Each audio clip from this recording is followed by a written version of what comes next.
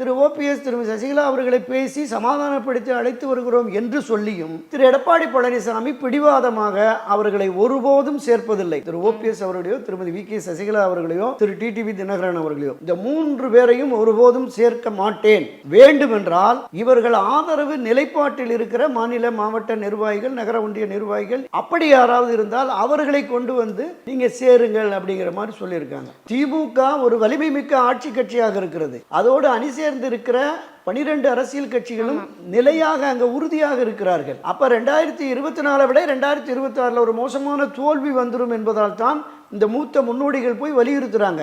ஆனாலும் அந்த அதிகார போதை, இன்னும் சொல்ல போனா அதிகார வெறி திரு எடப்பாடிக்கு இருக்கிறதோ என்கிற சந்தேகம், இந்த ஒன்றிணைய வேண்டும் ஒருங்கிணைய வேண்டும் என்கிற மனப்பான்மை, மனப்போக்கு, அந்த மனத்தாக்கம் ஏற்பட்டு இருக்கிற அதிமுகவின் தொண்டர்கள் நிர்வாகிகள் மத்தியில் அந்த உணர்வு வந்துருச்சுங்கிறது தான் கள யதார்த்தம்.